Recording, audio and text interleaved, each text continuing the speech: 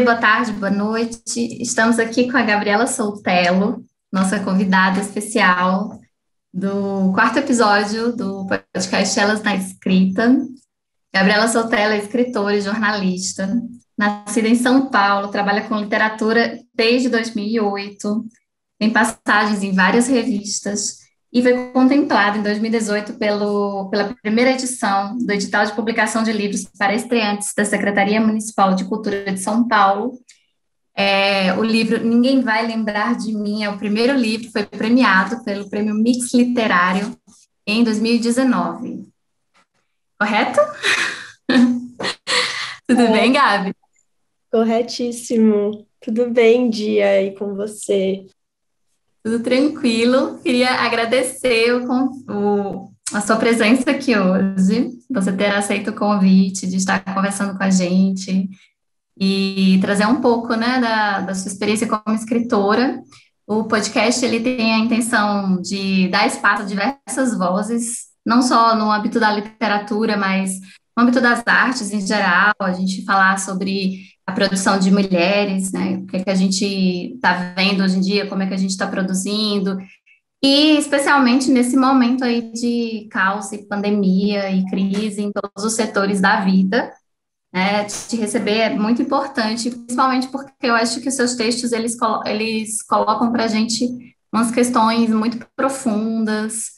Eu vejo um diálogo aí muito forte, né, com a psicologia, não sei se com a psicanálise, mas com a psicologia você traz discussões muito profundas para a gente. Então, a gente está muito feliz de você estar aqui hoje e conversando com a gente, contribuindo aí para esse debate. Seja bem-vinda, Gabi. Então, super feliz que você está por aqui. E bora falar de escrita e literatura, que é o que a gente gosta no meio do caos. Ora, gente, brigadão pelo convite. Estou muito feliz também de estar aqui com vocês hoje. Esse tipo de encontro que salva a gente nesse caos, né? Exatamente.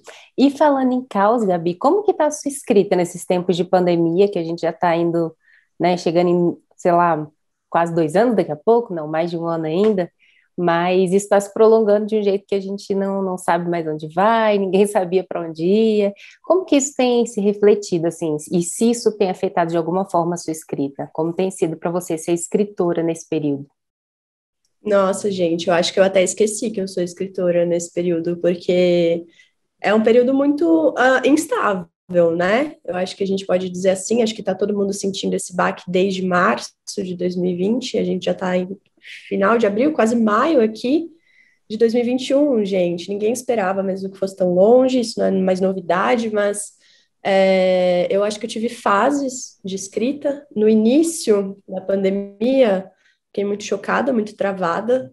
Não escrevi, mas vivi coisas que eu nunca tinha vivido, como uma pausa, né, no dia a dia, parar de fato. Isso tudo afetou também a minha escrita, como afetou todo o meu cotidiano. Então, eu acho que eu vinha também de uma época em que eu estava muito acelerada, e isso tanto na vida como na escrita, né? Geralmente eles andam juntos, elas andam juntas.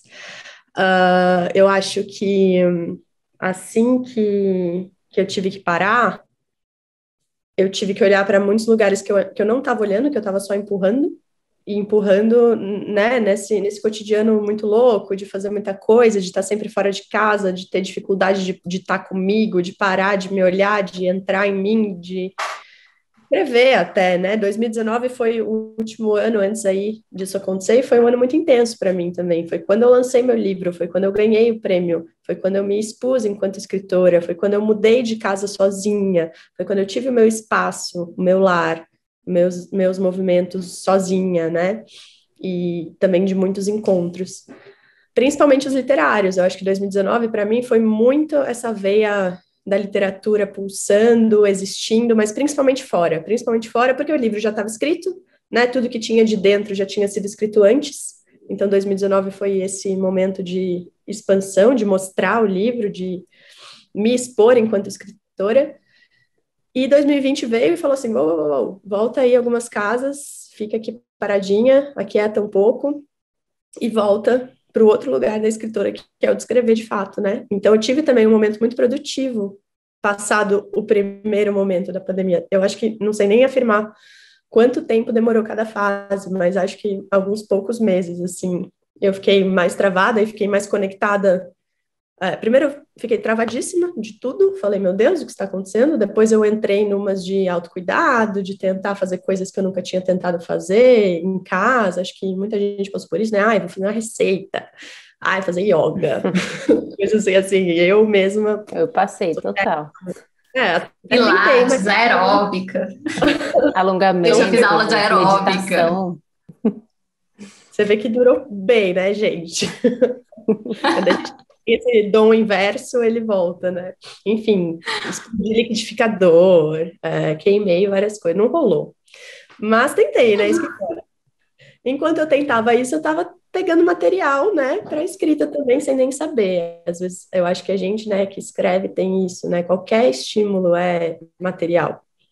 Então, a gente vai guardando, mesmo que a gente não perceba conscientemente que a gente está guardando esse material para um eventual texto, enfim.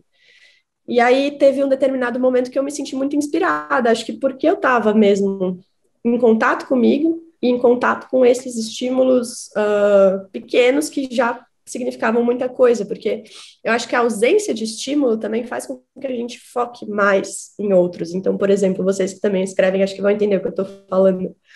Eu ligar o chuveiro e sentir água quente correr, para mim, que estava sozinha há muitos meses, era o que eu tinha mais próximo de toque.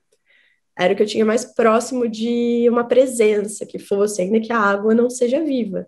Então, eu me sentia muito atenta a esses pequenos estímulos do dia a dia.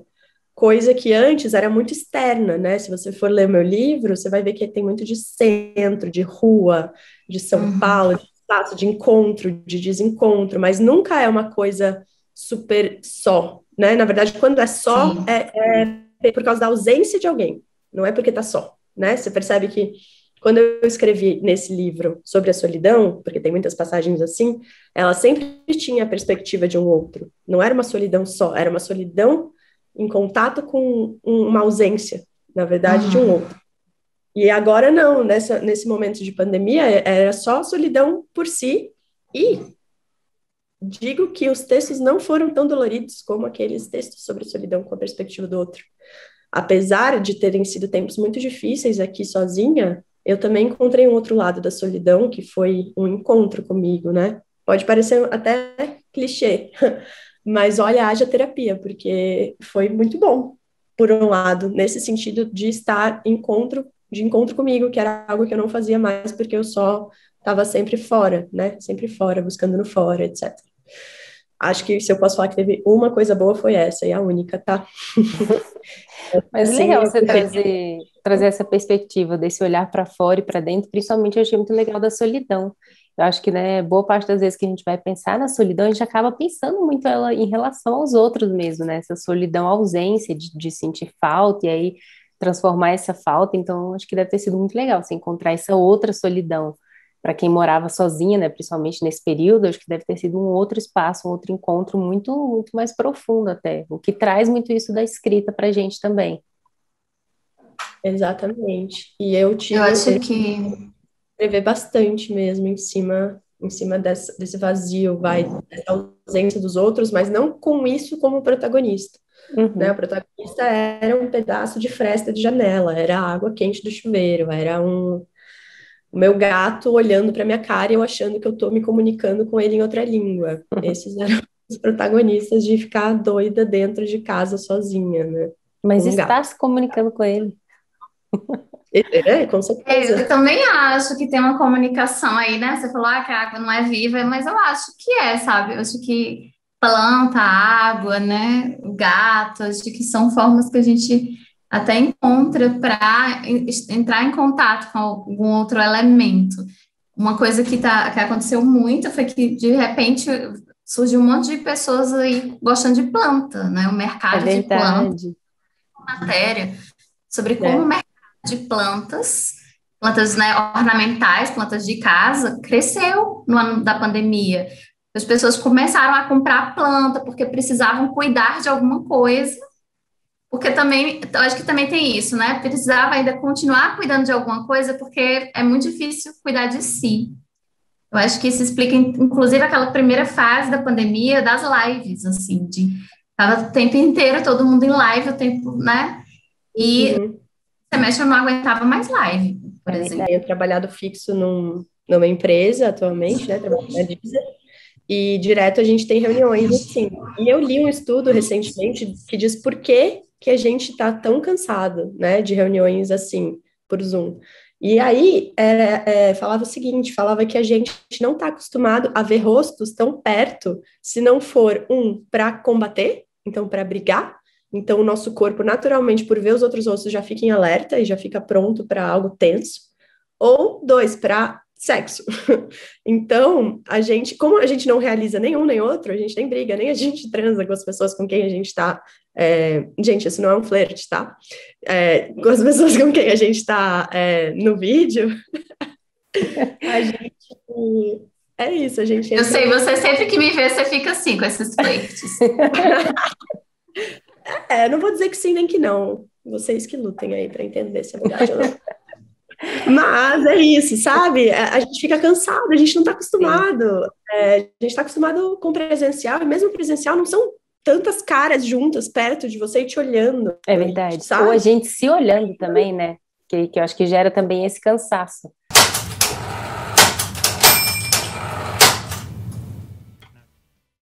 E Gabi, pegando até você estava falando, por exemplo, no iniciozinho, quando a gente puxou da pandemia, que no início, né, você teve aquele primeiro bloqueio, aquela parada e depois conseguiu retomar.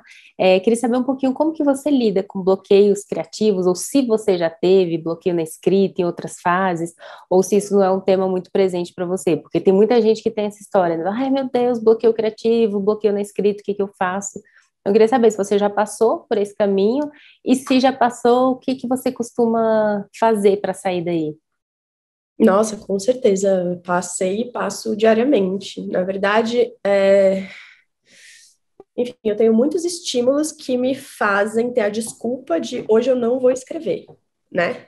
O fato de eu trabalhar 8 horas por dia numa empresa que me suga bastante, que eu tenho que trabalhar muito, que eu tenho que exercer muito a minha cabeça, criativa, inclusive, obrigações diárias da casa, ainda mais dentro de casa também tem isso, né? Putz, vou limpar a caixa de areia do meu gato, preciso lavar a louça, preciso fazer faxina, preciso arrumar cama, preciso lavar roupa. Enfim, todas as coisas sempre puxam a gente, né? Acho que isso qualquer pessoa. E eu sou a mestra em falar, ai, Gabriela, se dá um desconto hoje, vai. Hoje você precisa fazer outra coisa. Hoje você precisa assistir um Big Brother, entendeu? Hoje você precisa dormir mais cedo. Enfim, é, é- eu acho que eu tenho o bloqueio constantemente, mas ele é muito mais um nervoso de entrar nesse estado, porque eu sei que eu não posso ficar muito tempo nele. E porque eu não posso é por causa principalmente do meu trabalho fixo, tá? Eu Tem uma fico idealizando. ansiedade aí, né? Por exemplo, eu sei que se eu parar agora, quando a gente sair daqui, eu sentar e eu escrever, vai sair alguma coisa. Ainda que não saia o que eu queira, ainda que não saia ideal, ainda que não esteja 100% trabalhado, né? Mas isso acontece também porque eu tô há muito tempo sem escrever, né? Essa coisa que a gente fala que é mega importante de escrever todo dia, putz, isso é um mega bloqueio também. Tem dia que eu não sei escrever uma frase, que eu falo assim, eu não tenho o que dizer. E aí eu acho que é uma coisa muito de exercício, de trabalho constante, etc., para a gente tentar ir sempre desbloqueando de alguma forma nova, né? Mas eu preciso sempre de exercícios também, de estímulos, de novos disparadores. Eu estou o tempo inteiro fazendo isso comigo quando eu me coloco em estado de escrita. Porque se a gente for pensar, contar uma história, né, seja lá qual for, Gabriela, eu tenho muita dificuldade em contar história. Eu vou ser a pessoa menos engraçada da rodinha. Eu vou ser a pessoa que vai contar uma história, a pessoa já se perdeu, já cansou de ouvir, porque aí outra pessoa falou uma coisa mais interessante, mais rápido. Eu ainda estou no início da história, a história ainda vai demorar para chegar. Eu não vou chegar num clímax quando eu estiver contando, e aí a pessoa vai cansar. Eu não sou muito boa de contar verbalmente, entendeu? E os meus textos, vocês conhecem, eles não são lineares, né? Então, eles são muito mais sensações paridas na linguagem, né, do que, de fato, uma história com meio e fim. Então, sempre que eu paro para escrever, tenho esse bloqueio. Eu penso, não sei que história eu vou contar, ou como eu vou contar essa história, ou será que eu tenho uma história? Né? Então, eu estou o tempo inteiro me lembrando, acho que eu tenho uma história para contar, acho que posso pegar esse gancho aqui, acho que talvez isso aqui exista mesmo e possa ser bom de ser dito, de alguma forma. Mas eu não. Eu tenho constantemente, sim, bloqueios e não lido da melhor maneira.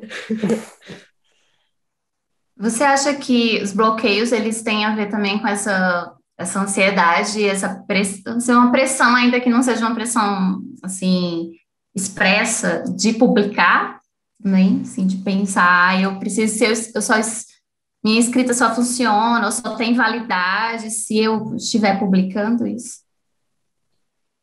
Olha, eu tenho metade de mim que acha que sim, metade de mim que acha que não. Mas eu acho que é porque tem metade de mim que acredita que eu sou escritora sem precisar publicar, pois vivo isso, né? Eu acho que a forma como eu existo é na escrita, é por ali. Então, a minha vivência ela é validada por mim dessa forma, só que às vezes é isso, né? A gente precisa de um outro validando. A gente sente que só existe se existe alguém que diga, é. E aí essa outra metade, que ela é mais social e mais dentro do mundo que a gente vive, que sim, que acha que precisa ter essa validação. Eu não sei, eu acho que hoje eu tô meio que no meio mais para achar que isso é uma bobagem mesmo. Acho que talvez porque eu já tive, né, algum reconhecimento. Eu tive o livro publicado, eu ganhei o prêmio, tem pessoas que me acompanham, que me dizem que gostam do meu livro, que é importante, né? Então, esse retorno que eu tive, ele me deu uma acalmada e falou assim, tá tudo bem, né? Então, eu acho que eu não sinto mais isso tão constantemente. Mas a gente ainda vive nesse mundo em que, sim, isso é uma questão para pessoas como nós, que precisam desse aval aí externo, de certa forma, para serem validadas como escritoras, e ainda mais no Brasil, em que isso é muito difícil de ser nossa única sustentação, né? Nossa renda capitalista. Não, concordo demais. E você acha que justamente então mistura um pouco essa sua ansiedade ou ansiedade de outras escritoras com esse fato? Até tem um tema que a gente fala muito disso, do medo de se dizer escritora, com esse medo de não ter publicado, né? Ou a gente vem nessa ansiedade de publicar e acha que esse é o único caminho. Ou até mesmo, por exemplo, ganhar um prêmio ou colocar um nome em algum lugar. Como que você acha que a gente pode conversar, por exemplo, com outras escritoras que estão começando, que estão experimentando esse espaço para a gente não criar tanto essa ansiedade dessa expectativa, né? De, poxa, eu só me reconheço se eu tiver um reconhecimento externo. Eu acho que a gente precisa estar sempre próxima, né? Criar esses grupos de troca, escutar muito umas às outras, inclusive nesses textos iniciais que a gente acha que são rascunhos, que a gente chama de bobagens, que a gente chama de diários, né? Eu já estive aí também, até quando eu comecei a me sentir mais escritora, quer dizer, quando eu realizei, né? Quando eu entendi que, eu já sou isso, teve muito a ver com esses encontros e essas trocas com outras pessoas que também estavam se sentindo ali dessa forma, né? Eu fiz muitas oficinas de escrita, estive no clube de escrita para mulheres mesmo, né? Que a Jarid fundou, lendo meus textos em voz alta, ouvindo os textos de outras mulheres também, entendendo que aquilo ali era literatura sendo feita e pronta e já redonda, e como assim as pessoas acham que isso não é, que isso não tem validade porque não está publicado numa grande editora, ou porque não tem o físico disso, enfim. Também tem muito livro que é publicado e é tão ruim, né, gente? Tem vários pseudo-escritores aí que publicam livros péssimos e se dizem os magnatas da escrita, né? Eu acho que é delicado, eu acho que tem muitos fatores sociais aí também, né, que estão inclusos. Enfim, tem muitas coisas, mas eu acho que o mais importante é a gente poder encontrar os nossos, né, pessoas próximas de nós, nesse sentido da escrita, em que a gente consiga se identificar, né, de certa forma. É interessante isso que você falou, né? Porque eu vejo essas discussões sobre bloqueio, sobre ansiedade, vindo muito de grupos de mulheres. Eu não tenho conhecimento de homens discutindo esse assunto, de homens se reunindo para falar sobre bloqueios de escrita. Principalmente, eu acho que está ligado a isso, a gente viver, né, numa sociedade que é patriarcal e que o homem já nasce, né, coroado, assim. O fato de ele fazer qualquer coisa, né, já leva ele para o hall, né, dos grandes escritores. E aí eu vi as 2 semanas atrás uma pessoa aí do Instagram, um autor aí do Instagram, que tem mais de 1 milhão de seguidores, inclusive, falar que o grande escritor do Brasil é Machado de Assis, em segundo lugar é ele.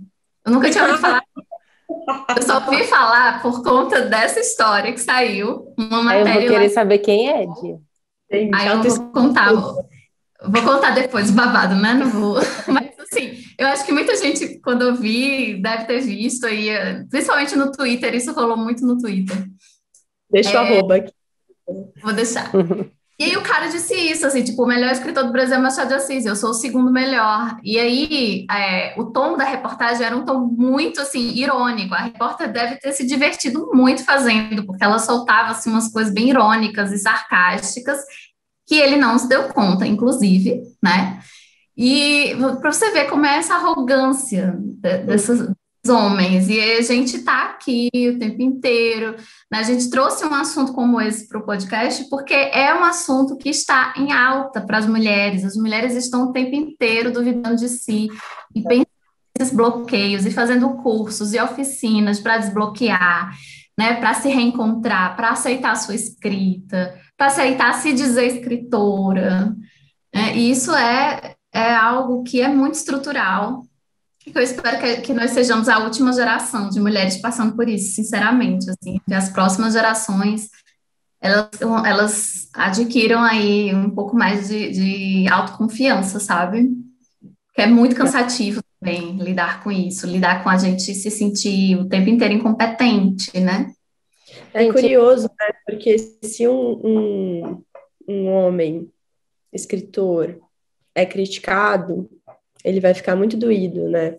Um homem escritor quer dizer assim, comparando com quem a gente estava falando de mulheres também que estão começando, ou que ainda não tem certeza se são escritoras, tal, enfim, se um homem que está começando, né, na escrita e se coloca como escritor e tal, e é criticado, estou falando de casos, assim, se a gente for falar de porcentagem, é maioria real, assim, né, de se sentir doído, ou de falar, não, eu sou um ótimo escritor, sim. Se uma mulher é criticada, a gente sempre se coloca no lugar de aprendizado, né? Então tá. E tem um lado bom e um lado ruim aí, porque o lado bom é ótimo, porque a gente realmente aceita, entende algumas críticas e vai atrás, etc. E tem um outro lado que ele é muito mais voltado a um lugar de realmente, eu não tenho tanta competência, né? Eu não me sinto tão potente, que é algo que, enfim, é social mesmo, né? É Cultural. verdade. Enfim. Gabi, e a gente falou de dois temas, você puxou uma coisa e a Dia outra, que me levam para uma terceira coisa que a gente queria discutir, que a Dia falou de, um escritor que tinha, né, que tem milhões de seguidores, e você falou, às vezes tem livros muito ruins sendo publicados. Isso, se a gente trouxer, eu sei que não dá para a gente ser evidente, mas o que que você imagina da escrita a partir desse tempo que a gente está daqui para frente? A gente pensando nessas perspectivas que tem, por exemplo, agora tem a gente tem mais chance de publicar, acho que mais gente tem acesso à publicação, o que tem esse lado dos livros meio ruins, mas tem um lado muito bom de colocar muito mais gente, né, publicando, muitos perfis diferentes. Como que você tem visto isso, essa entrada do meio digital, de mais visibilidade online, de mais gente podendo publicar? O que que você acha que isso muda na escrita que a gente conhece? Nossa, eu acho isso maravilhoso. Eu acho que quanto mais a gente puder estar nisso, né? Quanto mais gente tiver acesso à escrita, à exposição da escrita, principalmente no meio digital, né? Então, que nem a Maria Freitas, né? Que ganhou o segundo prêmio Mix Literário, aquele prêmio que eu ganhei em 2019, que eu fui jurada no ano seguinte, a gente premiou a Maria Freitas, que é essa escritora bissexual que tem um monte de livros publicados que são digitais, ela tem uma fanbase muito grande no online mesmo, então ela atingiu muita gente primeiro por esse lugar, né? Legal. Então, eu acho isso muito incrível, porque é muito diferente e disruptivo do que a gente está acostumado a pensar quando a gente pensa em literatura, né? Na literatura tradicional, entre muitas aspas, o quanto isso quebra realmente barreiras e fronteiras, né? O quanto isso faz com que as pessoas possam ser lidas mais rapidamente e atinja um público muito mais amplo. Ah, enfim, eu acho maravilhoso e eu espero que isso só expanda, né? Se a tecnologia traz tantas coisas estranhas para a gente, que ela também possa trazer esses lugares possíveis de encontro, né? Mesmo durante a pandemia, a gente viu esse monte de live, né? Que no início era uma febre, depois a gente cansou, mas, putz, a gente alcançou muita gente, né? Eu vi a cara de muitas leitoras de lugares infinitos do Brasil que eu nunca Exato. teria visto. Eu nunca teria visto porque talvez eu nunca tivesse viajado para Petrolina, né, Dia? Eu nunca teria viajado para, sei lá, para Bahia, para vários lugares que É, Fortaleza, para Porto Alegre, para, enfim, Goiás, tem vários lugares que eu conheci pessoas desses lugares todos pelas lives, por exemplo, né? Por essa dinâmica que a gente acabou tendo mais de encontros literários virtuais. Então, eu acho que a pandemia vai e já está, né, expandindo ainda mais nesse sentido também do digital, que às vezes é um pouco cansativo, mas também abre tantas portas, né? Eu acho que é mega contraditório, mas acho que tem um lado bom. é. Eu acho que foi o lado bom, assim, da pandemia. Pelo menos para mim, foi como essa coisa do digital, dessas conexões, me abriram muitas portas e eu conheci muita gente, né? E coloquei muitos projetos para frente, inclusive o nosso podcast, tudo online, digital, né? Então, assim, isso para mim foi realmente essencial. E eu acho que vai provocar uma mudança muito grande. Eu acho que os eventos, futuramente, que quando voltarem a serem presenciais, eles vão ter que manter o digital. Agora, eu acho que vai Manter as duas isso possibilidades, né? mesmo, Ser gravado ao manter as vivo. duas possibilidades. É, Uhum. porque muita gente, né, do resto do Brasil, porque a gente sabe que a maioria dos eventos acontecem no eixo Rio-São Paulo, Sim. tem um ou outro evento deslocado, né? Mas a maioria é Rio-São Paulo, e agora a galera que de fora, assim, digamos, esse centro aí, né, do Sudeste, que chegou, agora chegou com tudo. Então, a galera do norte do Brasil produzindo aí muita coisa, saiu a coletânea lá, o Trama das Águas, né? Com muitas escritoras do norte que, se não tivesse essa conexão, talvez eu não teria ouvido falar desse livro, talvez eu não conhecesse a Monique, nem você, nem a Isabela, né? Porque a gente sabe que, infelizmente, a gente ainda tem um mercado editorial muito no Sudeste, eventos literários, a mídia foca muito nos autores do Sudeste, né? Então, acho que realmente foi a coisa boa aí disso, né? Dessas conexões se estabelecerem. Sim, acho É que a gente verdade, você. amplia um pouco os horizontes.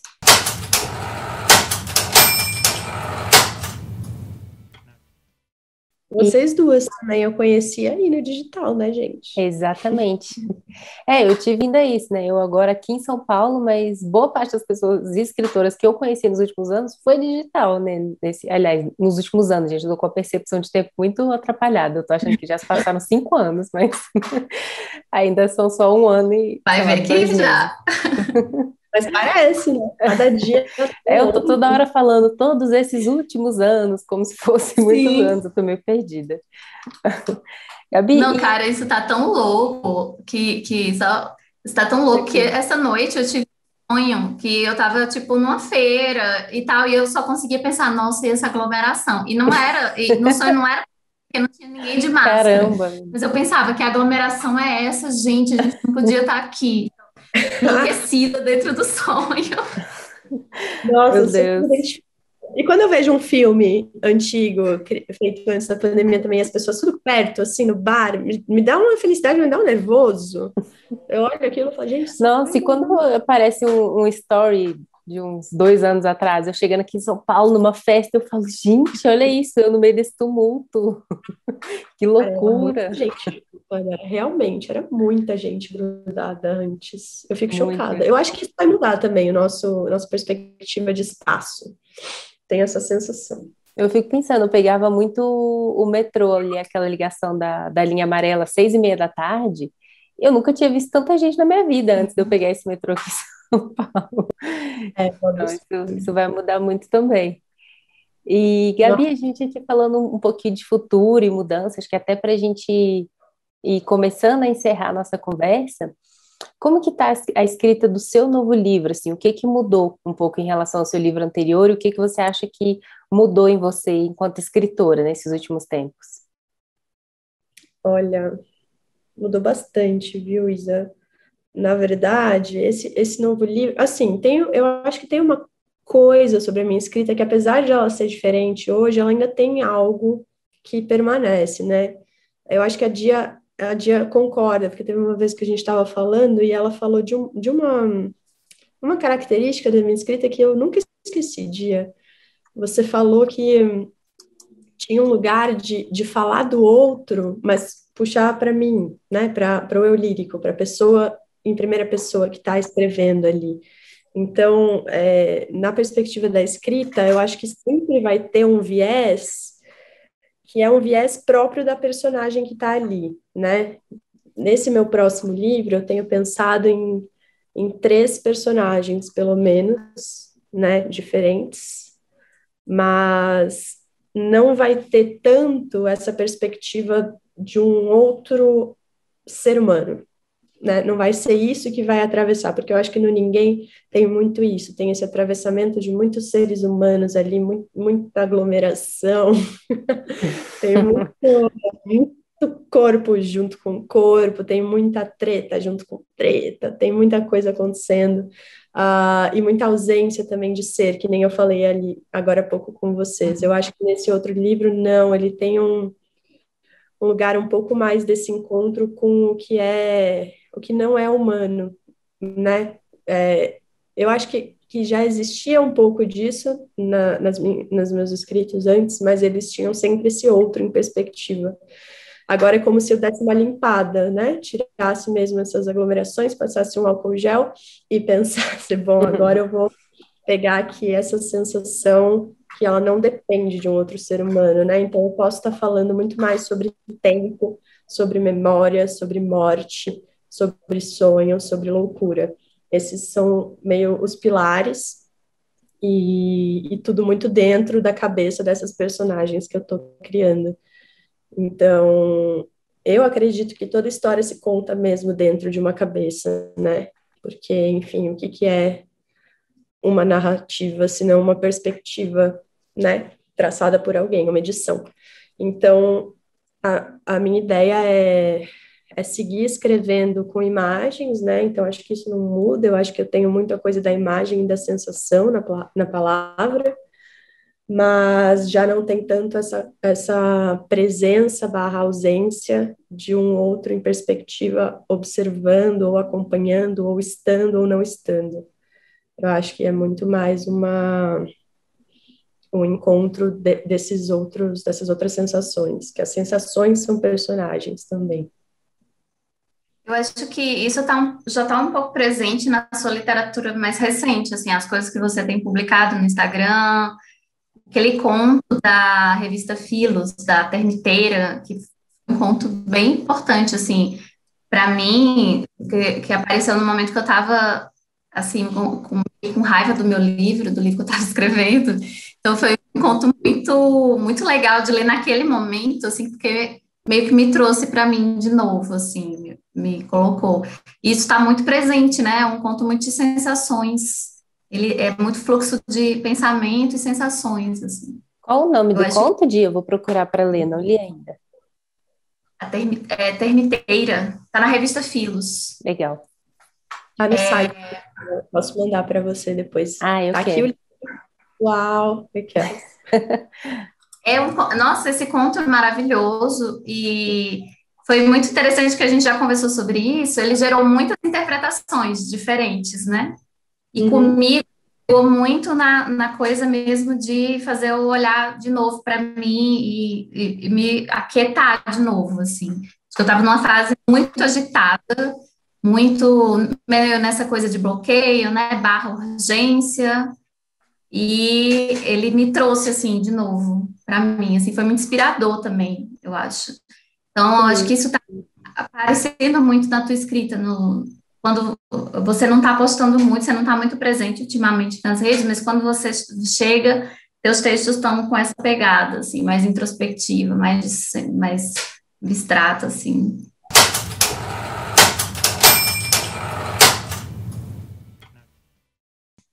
Eu acho que eles estão um pouco mais trabalhados nesse sentido, né? Eles têm um pouco mais de. Eles maturam mais tempo, né? Eu acho que o tempo, que nem a Isa falou agora, ai, parece que já faz 5 anos.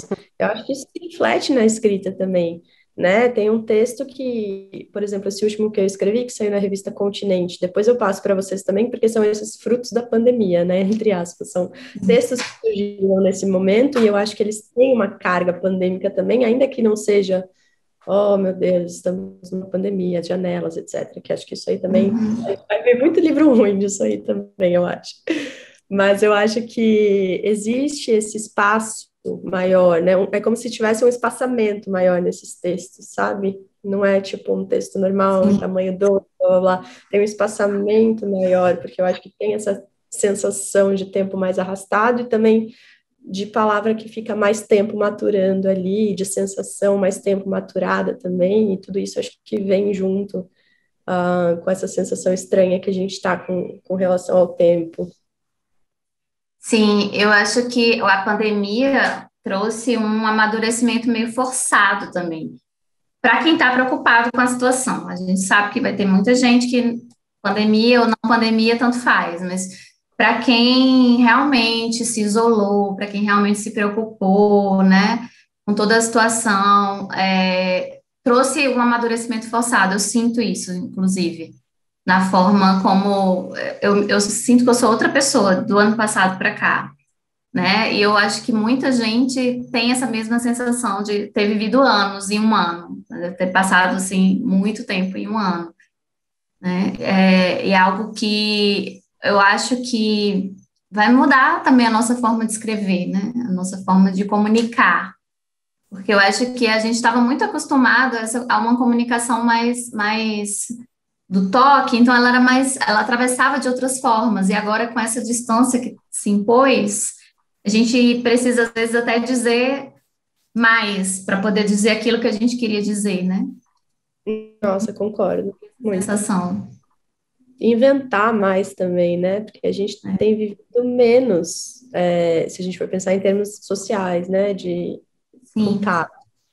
Então a gente está criando muito mais dentro da nossa cabeça também, né? E vivendo outras histórias que não necessariamente são as nossas.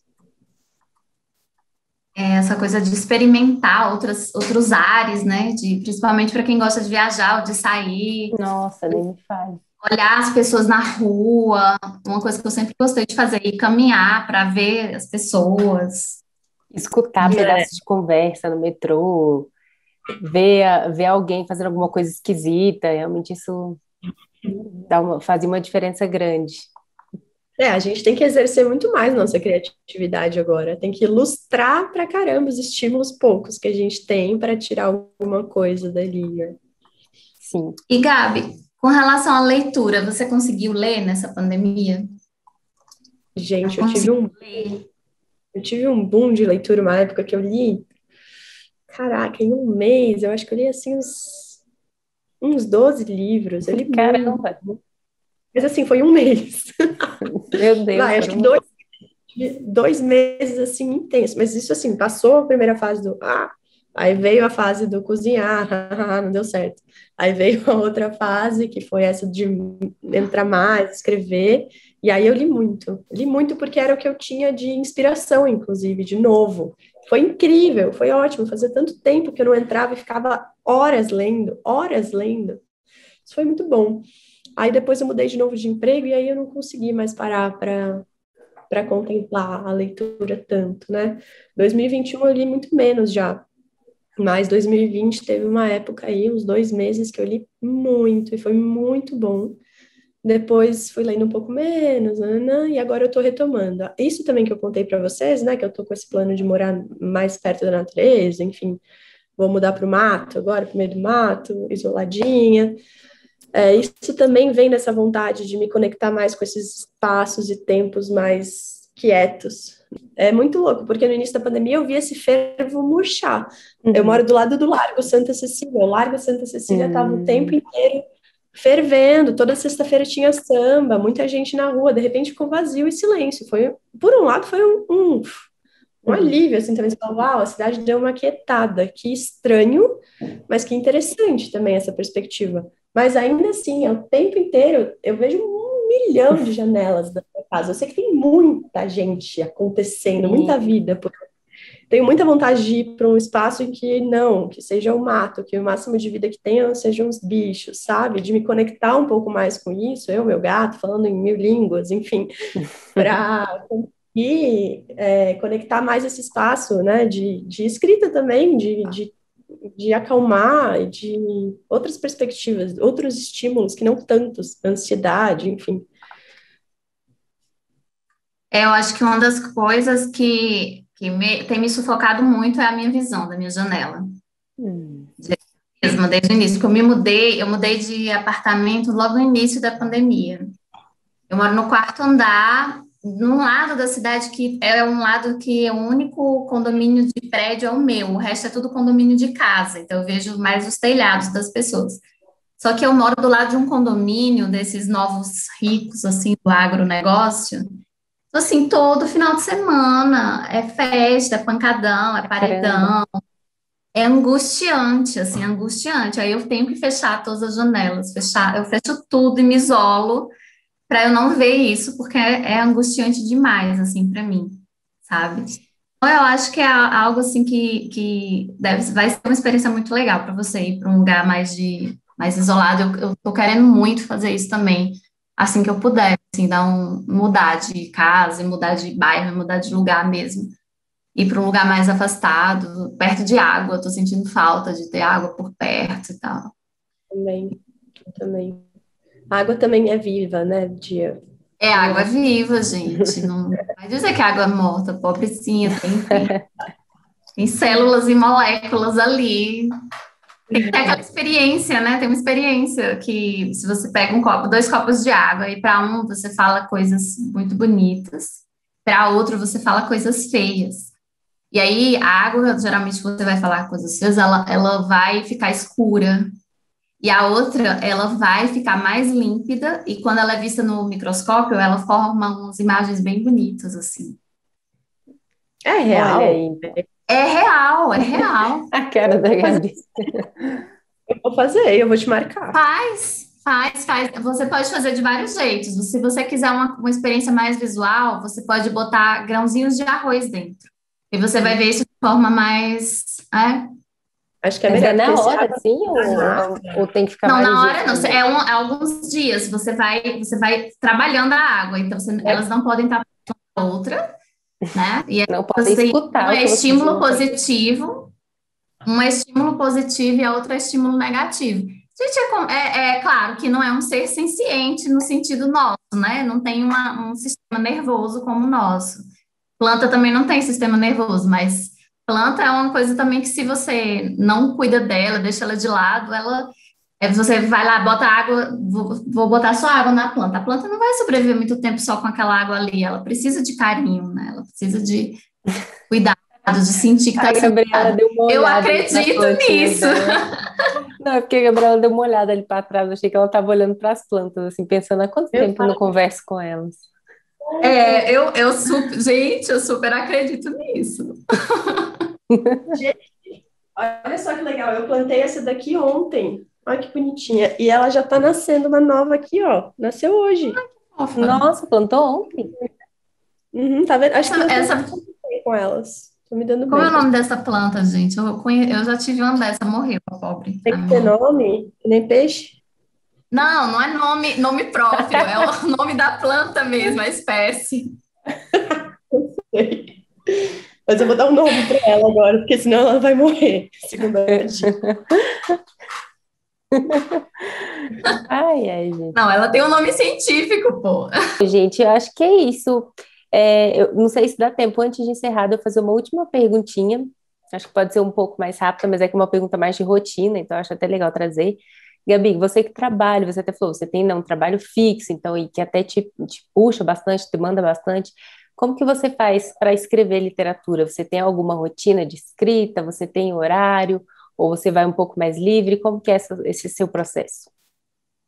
Então, antigamente, quando eu estava no meu outro trabalho, eu já estava lá há 2 anos, né? Então eu já tinha estruturado um pouco melhor. Esse trabalho que eu entrei, eu ia falar agora, mas já faz 5 meses, me arrebatou, assim. Entrei, eu tive que aprender muita coisa, entrei no meio de um fluxo muito louco, tive que arrumar, reorganizar, entender de dados, números, um monte de coisa que eu não estava nem esperando. Mergulhei, entrei, hoje estou sabendo super.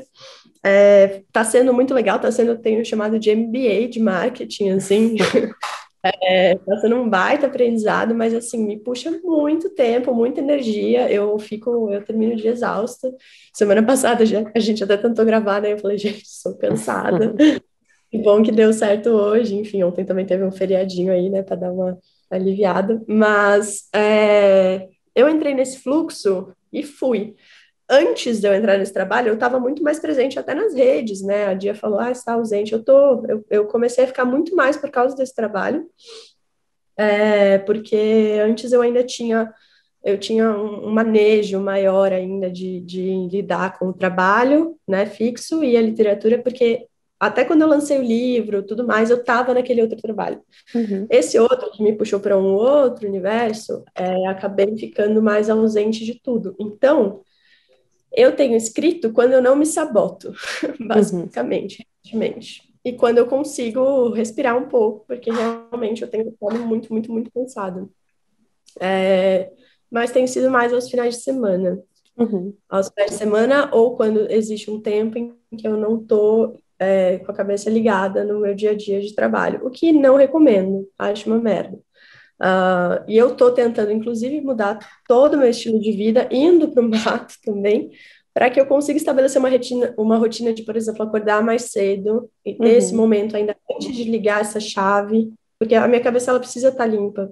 Ela não pode estar cheia de preocupação ou ansiedade com algo que eu devo. Eu sinto às vezes que o trabalho ele me puxa nesse sentido, né? Essa uhum, lógica capitalista mesmo, que você precisa estar ali disponível, pensando naquilo e pronto a qualquer momento. Trabalhar de casa também trouxe isso, que a gente uhum. fica o tempo inteiro disponível no WhatsApp para responder de É trabalho, para estar verdade. ali.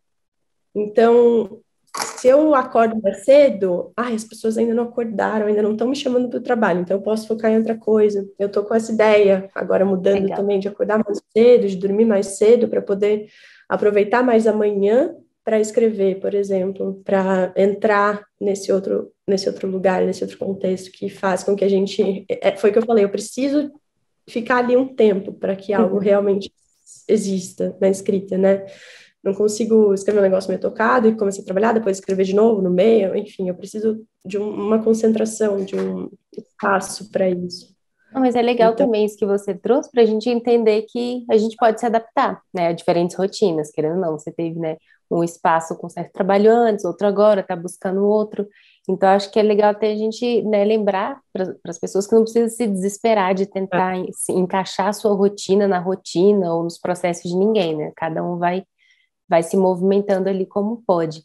E, Gabi, antes da gente encerrar, eu queria pedir para você indicar um livro favorito seu por agora, ou uma escritora, uma autora, algo que você tenha lido recentemente, ou que sempre caminhe com você, o que você quiser, mas queria que você deixasse uma dica de leitura para gente. atualmente eu estou lendo um livro já faz meses, porque eu estou lendo ele muito devagar. Cada dia eu leio um poema e às vezes eu paro, que é o Tesserato, da Kali Boreas. É um livro muito bom. Kali é uma grande autora, acho que vocês conhecem, contemporânea. E, enfim, tenho achado muito lindo esse livro, é o mais recente dela. Muito Legal. bom. Amanda. Deixa eu ver o que mais tem aqui de interessante. Aqui tem alguns livros que realmente sempre estão comigo. Esse daqui é um que eu vou levar porque ele sempre me lembra quem eu sou, onde eu tô e que tá tudo bem, que é o Fico Besta Quando Me Entendem, da Hilda Hilst. São entrevistas com ela, né? Então, aqui tem... Às vezes eu acho que eu tô muito doida, aí eu vou ler uma resposta dela e eu falo, ai, ufa, acho que ela entendeu. Então, onde ela estiver, tá tudo certo. E deixa eu ver qual mais eu tenho aqui de interessante. Esse aqui eu acabei de ganhar, ganhei de aniversário. Ainda não li, o que é um absurdo, mas que bom que eu ganhei. Que é o Insubmissas Lágrimas de Mulheres, da Conceição Evaristo. Legal. Tô doida para ler. Vou começar a ler nessa viagem. Viagem / vida real. Que medo. Esse daqui eu comprei faz pouco tempo também, ainda não li, então tô levando para, de fato, ler. Vocês veem que eu tô com grandes perspectivas de ler esse mês, né? É verdade. A Cor Púrpura, da Alice Walker. Lindo. Também tá aqui. Pois é. Ótimas dicas, então, nessa pilha. Pois é. E esse último livro aqui, que é um livro que eu sempre estou com ele também, onde quer que eu vá, recomendo muito. Infelizmente é um homem, mas ele escreve bem, que é o Herberto Helder. Bom, dessa lista toda é o único homem que eu indiquei. Herberto Helder, poeta português, Os Passos em Volta. Legal. Livraço também, de contos, e escreve em prosa de um jeito mega imagético e bonito também. Então essas são as minhas indicações. Bom demais, Gabi. Super obrigada. E obrigado pela sua presença aqui também hoje. Gente, quem não leu ainda a Gabriela, procure saber, procure ela no Instagram, procure o livro. E é isso, vamos com a gente, mais uma autora super bacana contemporânea para a gente conhecer, que a gente bater um papo um pouquinho melhor. Obrigada por essa conversa com a gente hoje. Eu que agradeço, foi uma delícia. Obrigada, Isa, obrigada, Dia, pelo convite. Vida longa esse podcast que acabou de chegar e já está aí bombando com autoras maravilhosas. Enfim, obrigada, que honra fazer parte. Obrigada, Gabi. Obrigada a todos que ouviram. Lembrando que vocês podem seguir a gente no Instagram, @elasnaescrita, @Isabela de Andrade, @dia.nobre e Gabriela Soltello. Então, muito obrigada e até a próxima. Tchau. Isso.